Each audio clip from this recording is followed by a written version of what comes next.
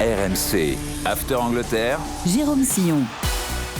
Salut à tous, merci de votre fidélité à l'After Angleterre, à écouter, à regarder sur toutes les plateformes et notamment sur la nouvelle chaîne After Télé. Pensez à vous abonner pour ne rater aucun épisode. N'hésitez pas à mettre une note, à écrire un commentaire. Chaque semaine, on part à la découverte des clubs, des joueurs, des histoires du football anglais avec notre drôle de dame, Julien Laurence. Salut Julien. Salut Jay, salut à tous. Et avec Rémi Dumont. Salut Rémi. Salut Jérôme, salut Julien. Salut. Pourquoi tu ris toi? Ah, parce que j'ai vu apparaître Julien comme ça me fait sourire, ça me met de bonne humeur. Ah ben voilà, très bien. Aujourd'hui, je suis désolé. Tout va bien. C'est le moment que toute l'Angleterre du foot attend avec impatience, le Boxing Day et la période des fêtes. Le moment où football se conjugue avec vacances. Alors dans l'After Angleterre, on est allé chercher dans notre mémoire nos meilleurs souvenirs de la période du Boxing Day. À vous de réagir et de nous écrire en commentaire. C'est parti pour l'After Angleterre. Avant d'entrer dans le détail de nos souvenirs, on en a choisi un pour tout vous dire particulièrement. D'abord, c'est quoi le Boxing Day? Est-ce qu'on a une explication vraiment de l'appellation Boxing Day? Alors, donc c'est le 26 décembre déjà, ça c'est la date officielle, tous les 26 décembre, c'est un jour férié en Angleterre. Donc le jour de Noël, le 25, est férié. Vous avez aussi le 26, peu importe le jour de la semaine, qui est férié également, où personne ne travaille, enfin les magasins sont ouverts. D'ailleurs, c'est le début des soldes aussi, pour ceux qui aiment les soldes. Mais sinon, c'est un jour férié. Et l'expression en elle-même, Boxing Day, viendrait du Moyen-Âge, où les grands seigneurs donnaient à l'époque dans des petites boîtes, d'où le box pour Boxing Day. Donc, le jour des boîtes, en fait, le Boxing Day, c'était le jour où les serviteurs des grands propriétaires terriens, etc., recevaient un peu d'argent, finalement, d'argent de poche, comme d'une prime de Noël, si vous voulez, dans des petites boîtes qui étaient donc données à chaque famille par les grands seigneurs, qui donnaient donc ça à tous ceux qui travaillaient pour eux, en fait. Et le nom serait donc resté que juste le jour d'après Noël, quand les serviteurs revenaient travailler pour les seigneurs, ils recevaient quelques pièces dans des petites boîtes, d'où le Boxing Day. Voilà, c'est un peu le jour des étrennes, mais le 26 décembre, ouais, c'est sympa, c'est bien. C'est bien que ce soit resté pour le foot en plus. Ben oui, c'est un peu ça l'idée. Alors, nos meilleurs souvenirs de Boxing Day, on commence par toi Rémi, si tu le veux bien. Alors, le hasard fait qu'on a tous les trois choisi un match qui concerne les Gunners. Ouais. Et toi, ton match, c'est Arsenal-Newcastle. On est le 29 décembre 2012 à l'Emirates Stadium et c'est un match avec beaucoup de buts. Ouais, parce que j'ai un petit peu triché, comme c'était le 29 décembre, c'est plus pendant la période des fêtes. Oui, on a dit la période des fêtes. Voilà, j'ai choisi ce match-là parce que c'est une victoire 7-3 d'Arsenal ce jour-là, avec un triplé de Theo Walcott, un doublé de Giroud et début d'Oxlade-Chamberlain et Podolski pour Arsenal. Il y a aussi des buts de Dembaba pour Newcastle, avec aussi des buts de Sylvain Marveau à l'époque qui jouait le français là-bas. J'avais beaucoup aimé ce match parce qu'on s'est rapproché du record du match le plus prolifique de l'histoire de la Première Ligue qui avait eu lieu le 29 septembre 2007 pour un Portsmouth 7 Reading 4. Donc 11 buts ce match-là, on n'en était pas loin avec ce Arsenal-Newcastle. J'avais beaucoup aimé parce que voilà, la période des fêtes, c'est aussi ça. On regarde le foot à la télé, on est chez soi. C'était où là ce jour-là? Eh ben là, en fait, j'allais en soirée pour tout te dire. Ah, voilà qui devient intéressant, Jules. Alors j'ai pris une méga cuite, ouais. Mais il faut à l'alcool avec modération évidemment. Mais je me souviens ce que je me souviens, c'est de ce match-là avant qui était magnifique et j'avais adoré parce que voilà, il y avait beaucoup de joueurs français et francophones qui avaient brillé pour ce match-là. Alors quelle était la composition d'équipe d'Arsenal ce jour-là, Rémi? Alors il y avait pas mal de Français évidemment titulaires sur ce match-là, avec notamment Koscielny en défense centrale, Szczęsny dans les buts avec Vermaelen et Koscielny en défense centrale, Sagna à droite le latéral, Gibbs à gauche, Wilshere, Arteta, Cazorla au milieu, Oxlade-Chamberlain ailier droit, Podolski ailier gauche et Theo Walcott en pointe donc. Et ce qui était sympa aussi, c'est de voir que Theo Walcott cette saison-là a vraiment marché sur l'eau, parce que cette saison-là il terminera meilleur buteur et meilleur passeur d'Arsenal avec 21 buts et 14 passes décisives en 43 matchs. Et on s'amusait avec toi, Jérôme, à voir ce qu'il avait donné cette saison-là. En tout cas, son passage à Arsenal pour Theo Walcott, c'est 397 matchs, 108 buts, ce qui correspond à un but quasiment tous les 216 minutes. Donc, ce qui montre à quel point il était performant avec Arsenal. Une saison de rêve donc pour Theo Walcott, un match de rêve où il marque 3 buts donc le 29 décembre 2012 face à Newcastle, et surtout cette relation évidemment qu'il a longtemps entretenue, relation un petit peu la même d'ailleurs que beaucoup de joueurs décrivent avec le manager des Gunners à l'époque, évidemment Arsène Wenger. Il est comme un père pour moi, il m'a donné l'opportunité de jouer à Arsenal à un si jeune âge. Il a toujours su éloigner la pression de moi quand il le fallait. Et parfois, même quand il n'y avait aucune raison de le faire, il prenait toute la pression sur ses épaules. C'est le genre de personne qu'il est. Je suis ravi d'avoir contribué à sa carrière de manager. Avant de te redonner la parole, Rémi, toi, c'est un match qui t'évoque quoi, ou Theo Walcott, il t'évoque quoi sous le maillot des Gunners, Jus? Moi, j'étais à ce match-là, Jay. Je suis très content que Rémi ait choisi ça. C'était vraiment, c'était une occasion assez incroyable à l'Emirates, dans un match où tout a souri pour Arsenal, parce que même si c'est pas forcément une mauvaise performance de la part de Newcastle, tout ce qu'Arsenal avait réussi ce jour-là avait été assez exceptionnel. Je crois qu'ils avaient joué, donc on a dit c'était le 29 décembre, ils avaient joué 3 jours avant, il me semble, si je me rappelle bien, à l'extérieur le 26 décembre, donc souvent à cette période. D'ailleurs, alors cette année c'est un petit peu différent, mais en général tu joues le 26 ou le 27, tu rejoues le 29 ou le 30, il y a des matchs la veille du jour de l'an, le jour de l'an, le 1er janvier en général aussi, tu rejouais ensuite après ça le 2 ou le 3 janvier, donc tu avais beaucoup de matchs à cette période-là. C'est jamais facile à gérer quand tu joues et tu dois rejouer 3 jours plus tard dans des matchs de cette intensité-là, pardon. Et c'est vrai que c'était un match où c'était assez exceptionnel, en soirée en plus. Alors c'est rare pour les Anglais de jouer en soirée, ils jouent souvent l'après-midi, on le sait tous, notamment le week-end. Donc c'est vrai que ça faisait soirée de gala vraiment. Rémi. Ouais, juste pour terminer par rapport au Boxing Day, je me suis amusé à regarder quel avait été le Boxing Day le plus prolifique de l'histoire en Première Ligue, enfin en tout cas dans le championnat anglais. Et ben c'est celui de 1963 avec 66 buts marqués, donc sur une seule et même journée du Boxing Day, avec notamment des scores incroyables. Un Fulham Ipswich 10 buts à 1, un Liverpool Stoke 6 buts à 1 pour Liverpool, ou encore un West Brom Tottenham 4 buts partout, et un West Ham Blackburn 8 buts à 2 pour Blackburn. Et on peut dire qu'on a déjà eu un avant-goût en Première Ligue cette saison avec le fameux Manchester United Bournemouth, le 4-4. Donc voilà, on peut se dire qu'il y aura des buts pendant la période des fêtes en Première Ligue. Alors ce 29 décembre 2012, Theo Walcott avait marqué 3 buts. Question que je vous pose à tous les deux. Est-ce que Walcott a utilisé tout son potentiel, ou est-ce qu'on reste sur notre fin sur ce joueur si talentueux? Je commence par toi, Jus. Non, moi je pense il aurait pu aller encore plus haut. Quand tu te rappelles comment il était fort, à quel point il était fort, étant jeune, puisqu'il arrive à Arsenal, on le voit sur la photo là avec Arsène, tellement jeune, c'est babyface, vraiment, c'était encore un bébé. Quand tu sais qu'il est parti à la Coupe du Monde avec Sven-Göran Eriksson pour l'Angleterre, quand il avait que 17 ans, il avait un talent exceptionnel, sincèrement, en termes de vitesse, allié avec la technique, d'intelligence et intelligence footballistique et intelligence normale. C'est quelqu'un qui est très très doué dans tout ce qu'il peut faire. Je pense qu'il aurait sûrement pu aller plus haut. Il y avait peut-être cette force mentale qui n'était pas forcément toujours là. Il y a eu des blessures aussi qui l'ont gêné à un moment. C'est une période d'Arsenal où ils sont aussi un peu moins bien. Il y a des restrictions financières à cause du nouveau stade, etc. etc. Donc je pense qu'il avait un tel talent. Sincèrement, c'était incroyable. Et peut-être qu'il était aussi un petit peu trop gentil, peut-être. Je ne sais pas. Mais pour moi, il aurait pu aller encore plus haut, sans aucun doute. 12 années sous le maillot des Gunners quand même. Ouais, et sur ce match-là, le Arsenal-Newcastle, il fait triplé et doublé de passes décisives, donc il est 5 fois décisif dans ce match-là. Et puis pour un des buts qui marque dans ce match, pour ceux qui veulent le regarder sur les réseaux sociaux, il y a un moment en fait où il se fait en gros découper par un défenseur, il tombe, tout le monde s'arrête pensant qu'il va y avoir pénalty, lui se relève et va marquer d'un petit piqué. Ça montre l'étendue de son talent et son mental à ce moment-là.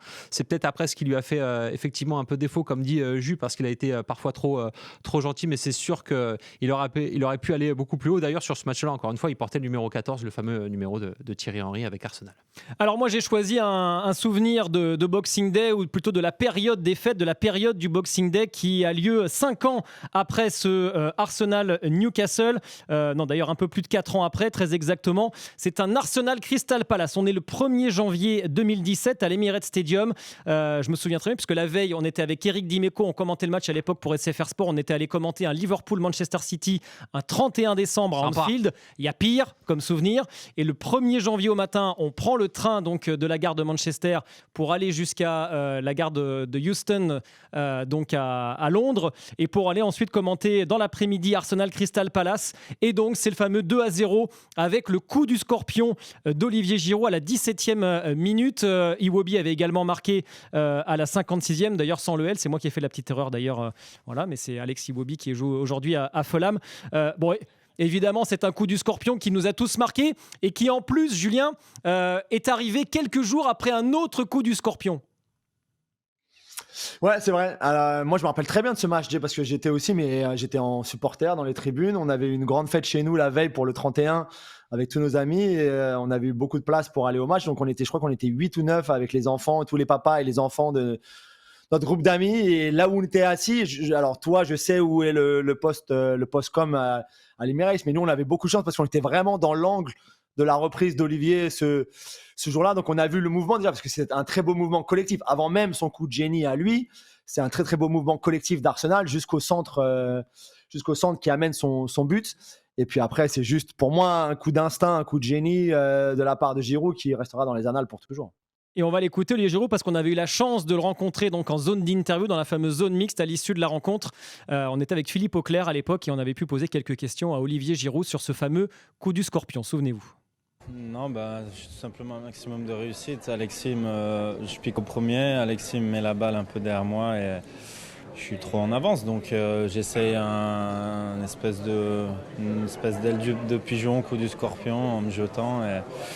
Et voilà, après, la chance, ça fait le reste. Mais ça fait plaisir quand ça arrive.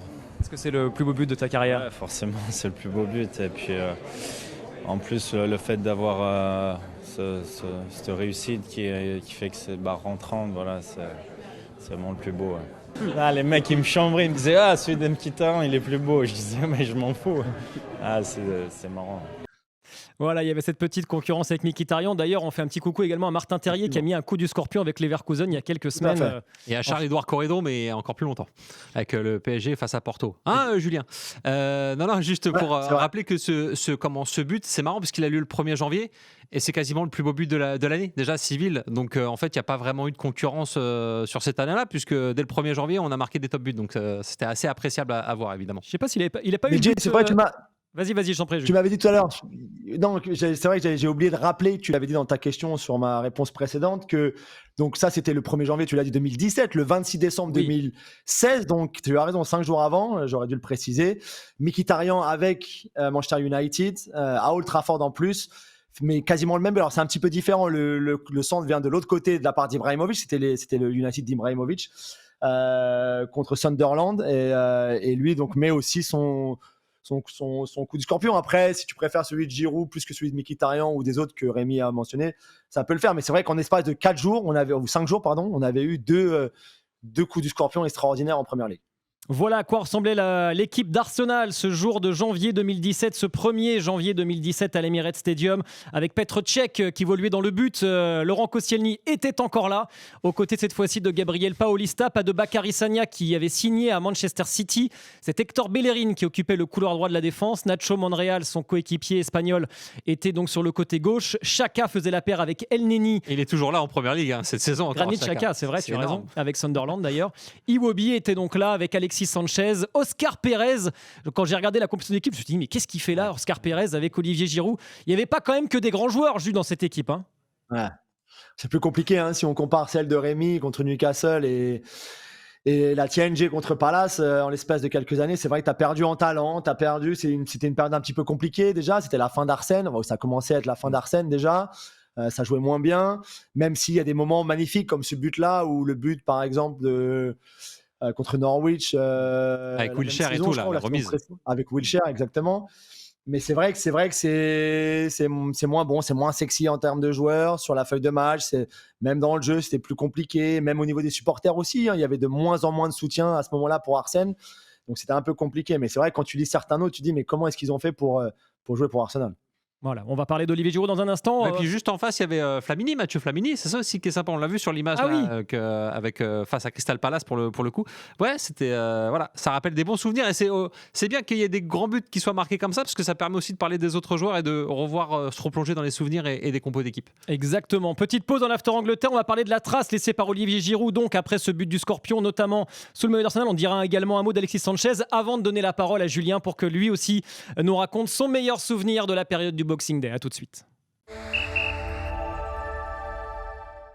On est de retour dans l'After Angleterre avec notre drôle de dame anglaise, Julien Laurence, avec Rémi Dumont également. On se remémore nos meilleurs souvenirs de Boxing Day parce que c'est la période des fêtes qui arrive en Angleterre, la période du Boxing Day, la période donc des fêtes en Angleterre avec cet enchaînement de matchs complètement dingue, avec parfois même des matchs en moins de 48 heures pour certaines équipes. On parlait donc de ce fameux Arsenal Crystal Palace, le 1er janvier 2017 à l'Emirates Stadium, le coup du scorpion d'Olivier Giroud. Rémi, regardons quelle trace statistique d'abord a laissé Olivier Giroud chez les Gunners. Ouais, on voit qu'il a quand même pas mal marqué, évidemment, puisque c'était son rôle. Il était là pour ça. Rappelez qu'il arrivait de Montpellier, il arrivait en 2012 et il est parti en 2018. Après 253 matchs avec Arsenal, 105 buts. Il était donc décisif. Il marquait des buts toutes les 153 minutes. Alors c'est vrai qu'il avait démarré assez fort. La fin était un peu plus compliquée parce qu'il avait moins de temps de jeu. Mais faut dire que quand même, il a laissé une sacrée trace à Arsenal et chez les Gunners. Il était l'invité de Sky Sport récemment en Angleterre. Il a fait le déplacement il y a quelques jours, Julien. Mais quelle trace a laissé Olivier Giroud en Angleterre et plus particulièrement Arsenal, parce qu'on sait aussi qu'il a joué ensuite à Chelsea. Ouais, une très bonne trace, je pense. Alors, ce qui lui a fait un petit peu de mal, notamment à Arsenal, c'est les mots de Thierry Henry quand il avait dit que tu pouvais pas être champion avec Olivier Giroud en pointe. Un, c'était pas très gentil. Deux, c'était pas forcément vrai non plus. Et trois, pour tout le bon travail qu'Olivier Giroud a fait, c'est vrai que ces mots-là de Thierry Henry lui sont restés un petit peu collés pendant longtemps. Personne ne le connaissait quand il est arrivé. Rappelez-vous, il était champion avec Montpellier. Il part, c'était l'été 2012. Personne ne le connaissait en Angleterre parce que les Anglais ne regardent pas ce qui se fait ailleurs de toute façon. Et que Montpellier, c'était pas non plus un club très connu en Angleterre. Et sincèrement, moi, je trouve qu'il a été très bon dans son rôle à lui, donc de buteur, bien sûr, on l'a vu avec les stats de Rémi, mais aussi de joueur d'équipe, de serviteur, d'aider tout le monde, d'aider les autres. C'est quelqu'un qui représentait très bien le club aussi, qui était très fier, je pense, de jouer pour Arsenal et qui, au final, sur ces années-là, les 6 années dont on a parlé, quasiment, a été quasiment, c'était un sans faute. Oui, il aurait pu marquer plus, sûrement. Mais dans une équipe, on l'a dit encore, qui n'était pas forcément la meilleure de l'histoire du club non plus. Donc, pour moi, ça restera pas une des légendes du club parce que c'est pas au niveau de Thierry ou d'Ian Wright ou de Patrick Vieira, mais il aura été très très bon dans ce qu'il a eu à faire pour le club. Un but toutes les 153 minutes, c'est plus qu'honorable évidemment pour Olivier Giroud. Et derrière, d'ailleurs, il a fait taire les critiques, que ce soit à Chelsea, au Milan. Il a montré que dans des très grands clubs, il était aussi capable de s'imposer, Rémi. Oui, et rappelez aussi qu'il arrive dans un contexte Arsenal qui est particulier parce que pour lui, à titre personnel, il y a toujours cette comparaison-là avec Karim Benzema qui est encore en équipe de France à ce moment-là. Ils joueront la Coupe du Monde 2014 ensemble. Et puis voilà, ensuite, il avait été décrié parce que de toute façon, il y a toujours eu aussi des attaquants dans les pattes, que ce soit Walcott, que ce soit ensuite Aubameyang, puis ensuite Lacazette qui arrivera quand lui sera parti. Voilà, les numéros 9 à Arsenal à cette époque-là ont toujours été des rôles particuliers, des métiers particuliers. Julien, c'est l'heure de nous rappeler maintenant ton meilleur souvenir de Boxing Day. Tu as longtemps hésité et finalement tu t'es arrêté également sur un match d'Arsenal, comme c'est bizarre. C'était face à Leicester. Donc on est le 26 décembre 2000. Là pour le coup c'est vraiment le jour du Boxing Day, mais on n'est pas à l'Emirates Stadium, on est évidemment à Highbury. Ouais, on est à Highbury parce que pour moi, ce match veut dire beaucoup. Déjà, c'était un match que tu pouvais regarder à la télévision en France avant que je déménage de Paris pour venir travailler ici à Londres. C'est à Highbury, tu l'as dit, qui est bien sûr le stade emblématique de cette équipe d'Arsenal avant le déménagement qui avait été obligé finalement pour aller à l'Emirates dans un stade plus grand, plus moderne. Il fallait absolument changer pour que ça rapporte plus d'argent notamment au club. Donc c'était aussi une des missions d'Arsène Wenger de faire cette transition entre Highbury et l'Emirates en bas de la rue, parce que les deux stades étaient à côté. Vous pouvez encore d'ailleurs aller voir où était l'Emirates quand vous vous rendez à Londres ou où était Highbury quand vous vous rendez à Londres. Et puis parce que on est en 2000, c'est le début de l'ère Thierry Henry. Après quelques balbutiements quand il est arrivé, qu'il a été replacé dans l'axe par Wenger alors qu'il était plutôt un ailier de formation. C'est son premier triplé pour cette équipe d'Arsenal. C'est vraiment pour moi, je dirais l'avènement de Thierry, en tout cas aux yeux des Anglais. C'est là vraiment où ils se sont dit, d'accord, on a devant nous quelqu'un qui peut devenir très rapidement un phénomène. 35e, 66e et 82e minute, le triplé de Thierry Henry, but également de Patrick Vieira, de Freddy Ljungberg et de Tony Adams. Donc lors de cette victoire 6-1 face à Leicester, quelle était la composition d'équipe, Rémi, des Gunners ce 26 décembre 2000 à Highbury? Déjà, en voyant les buteurs, on s'aperçoit que c'était quand même la belle équipe d'Arsenal avec évidemment... Quoique quand tu vas voir, tu vas nous montrer, il y a quelques noms que j'avais un petit peu oubliés. Il y a toujours des exceptions, mais voilà, Henry et Canou devant, déjà ça impose. Pires côté gauche et Parlour sur le côté droit. Grimaldi et Vieira, les deux Français au milieu de terrain. Silvino, l'ancien entraîneur de Lyon en latéral gauche. Dixon en latéral droit. Et alors, c'est vrai que là, Stepanoy, moi je m'en souvenais plus. Adams, oui évidemment. Et puis, j'ai Manninger, c'est Manninger qui joue dans le but à la place de David Seaman, qui était le précédent gardien. Cette composition d'équipe, elle t'inspire quoi quand tu la revois, la Jus? Alors, il y a des blessés, mais donc tu as des joueurs qui devraient pas jouer. Mais ça reste, pour moi, c'est cette période-là, on va dire, de 98 à 2004 jusqu'au titre des Invincibles. C'est la meilleure période d'Arsenal sous Arsène Wenger. C'est très facile à dire, c'est très simple. Tous les supporters seront d'accord avec nous. Même si là, effectivement, il y a quelques noms qui sont un peu exotiques, entre guillemets. C'était des effectifs de fous qui avaient été construits par Arsène, par sa connaissance déjà du football français, d'être allé chercher Thierry, d'être allé chercher Patrick, d'être allé chercher Robert Pires, plus ce noyau dur de joueurs anglais, de Dixon à Adams, à Winterburn, Keown, et puis plus ensuite les joueurs qu'ils ont su trouver aussi, comme des Ljungberg, qui sont des vraies trouvailles. Finalement, Ljungberg, Canou un petit peu moins, même Bergkamp qui précède Arsène, mais d'être allé chercher Bergkamp à l'Inter en échec complètement en Italie et d'en avoir fait le joueur qui est venu ensuite. Donc c'est vrai que là, on n'a pas de Dennis Bergkamp, par exemple, dans l'équipe, mais sincèrement, ils avaient 18 joueurs de grande classe à tous les postes. Et donc pour moi, cette équipe-là de 2000, on voit Thierry tellement jeune sur cette photo, Patrick aussi. Là, ils arrivent dans leurs meilleures années. Il y a des moments, sincèrement, dans une autre émission, on fera les 5 meilleures équipes de l'histoire du football anglais ou de la Première Ligue. Mais 2000, peut-être pas trop, mais l'équipe de 2004 d'Arsenal, pour moi, c'est les Invincibles, c'est extraordinaire, quoi. Il y avait des matchs où ils marchaient sur l'eau, c'était impossible, tu pouvais pas, quoi. C'était tellement fort ce qu'ils pouvaient offrir collectivement, individuellement. Et pour moi, 2000, là, t'es vraiment dans cette période où tu as enclenché déjà ton cycle pour la saison d'Invincible de 2004. Voilà, et ça fait seulement quelques mois à ce moment-là donc, que Thierry Henry porte le maillot des Gunners. Il se souvient de la relation qu'il a construite avec Arsène Wenger, mais aussi avec ses anciens coéquipiers. C'est ce qu'il rappelait à Jérôme Rotten dans Rotten sans flamme sur RMC le 15 septembre 2023. Écoutez. J'ai dit la dernière fois, Arsène m'a éclairé le cerveau et Pep m'a ouvert les yeux. Donc Arsène, c'est un mec brillant dans pas mal de choses. Tu vois, quand il te parle, tu as vraiment l'impression tu vas sur le terrain, tu as l'impression d'être le meilleur joueur du monde. Ouais.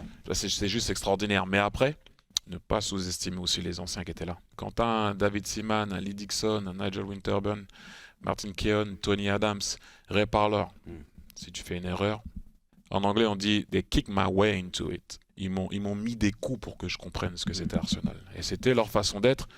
Et grâce à eux, grâce à Arsène, grâce à Pat et tous les mecs qui étaient autour, bien sûr, j'ai pu réussir à comprendre ce que c'était, comme on dit, The Arsenal. Et ça m'a jamais lâché. Et c'est vraiment un club que j'ai dans le cœur, et j'ai du mal à rester objectif. Voilà, Thierry Henry, donc invité de Rotten sans flamme pour nous raconter qu'il a Arsenal encore dans le cœur.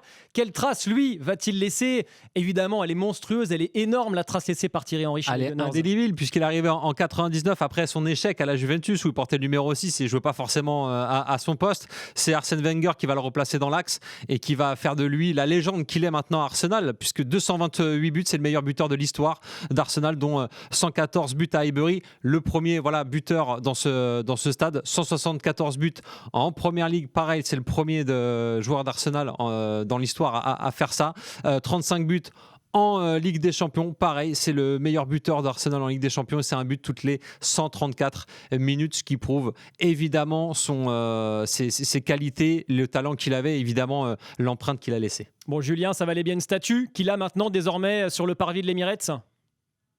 Ouais, absolument. Là, une légende absolue, le plus grand joueur de l'histoire du club, même s'il y en a eu beaucoup, mais je pense que personne ne peut arriver au niveau de Thierry par les buts, bien sûr, mais par les trophées aussi qu'ils ont remportés. Même Oui, le charisme aussi, bien sûr, la personnalité, même si ça plaisait pas forcément à tout le monde, qu'il ait cet esprit de compétiteur aussi développé, qui sourit pas trop, même quand il marquait des buts, tout ça, je veux bien le comprendre, mais quel joueur incroyable. Sincèrement, je l'ai vu, que ce soit à l'Emirates, lors de la fin de son premier passage, mais même pendant le deuxième passage, à Highbury surtout, où il était chez lui, vraiment.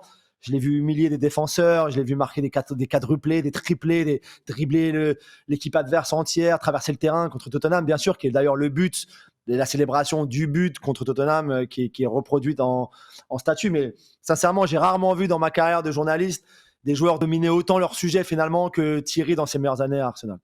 Rémi, ça t'évoque quoi, toi, Thierry Henry, Arsenal? Ça m'évoque la statue dont a parlé Julien, et puis surtout la petite statistique pour ce but contre Tottenham, c'est les 11 touches de balle qu'il fait, parce qu'il remonte tout le terrain, il va marquer, ils avaient calculé, c'était 11 touches, et évidemment le fameux passage où il montre cette statue à ses enfants, et ses enfants lui demandent mais pourquoi tu fais la tête quand tu marques? Il dit parce que c'était contre Tottenham et je les déteste. Voilà, tout ça, c'est Thierry Henry, je trouve. Le fameux North London Derby. Voilà nos meilleurs souvenirs de Boxing Day. À vous de nous écrire en commentaire de cette vidéo sur la chaîne YouTube de l'After notamment, et puis également sur toutes les plateformes où vous nous écoutez. À vous de nous donner vos meilleurs souvenirs de la période du Boxing Day. Merci Jus, bon Boxing Day à toi. Merci Rémi, bon Boxing Day également à toi. Merci. Et on se retrouve très vite évidemment pour un nouvel After Angleterre. Ciao. Bonne fête. RMC After Angleterre.